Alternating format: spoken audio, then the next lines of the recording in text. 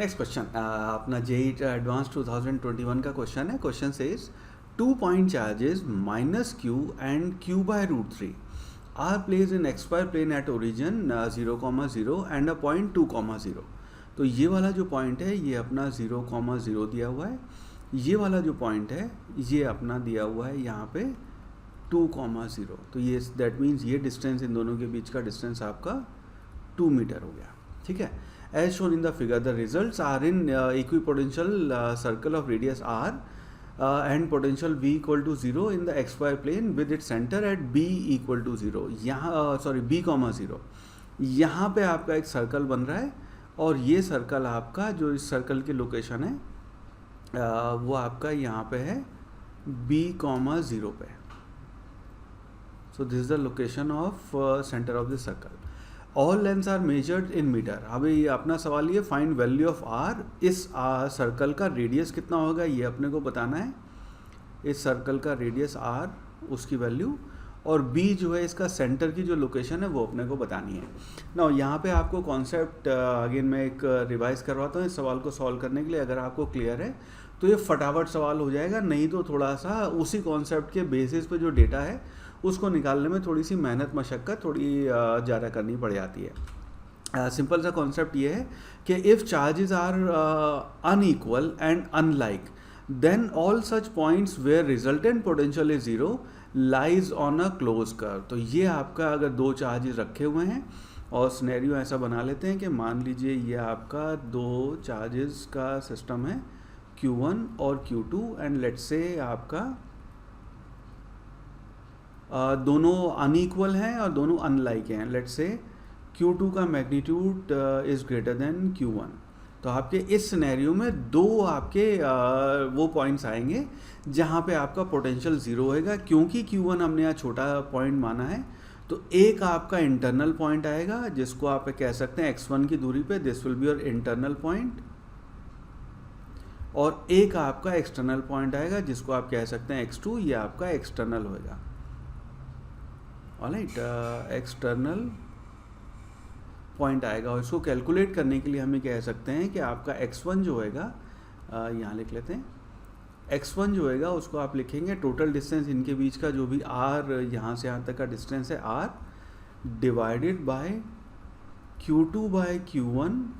आपका Q2 by Q1 plus 1 ये आपको इंटरनल पॉइंट देगा.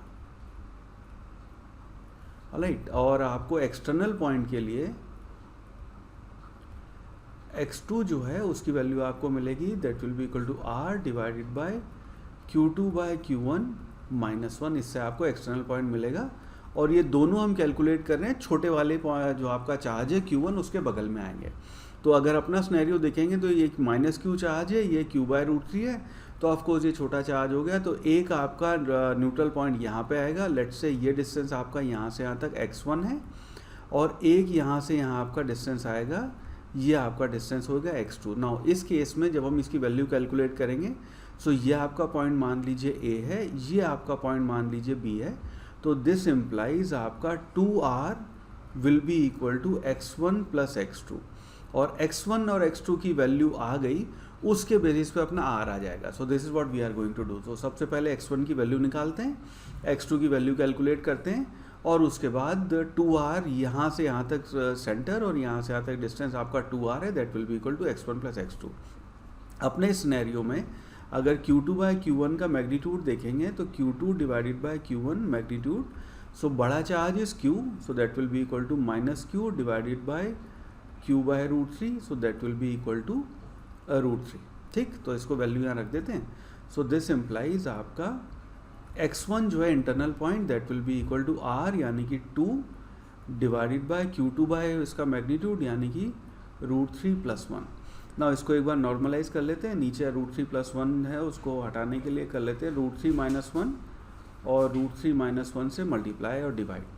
सो उस केस में आपका x1 जो है ये बन जाएगा twice root 3 minus 1 divided by denominator आ जाएगा 3 माइनस 1.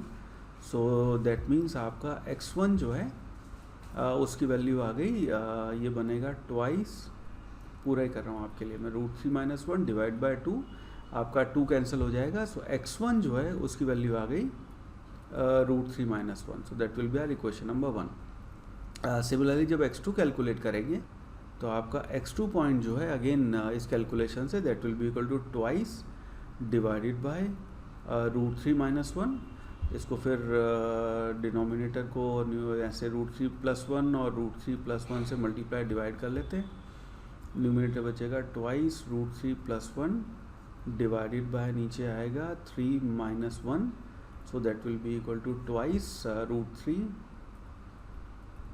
प्लस 1 डिवाइडेड बाय 2, यानी कि आपका x2 जो है उसकी वैल्यू हो गई this will be equal to root 3 plus 1, so that will be our x2.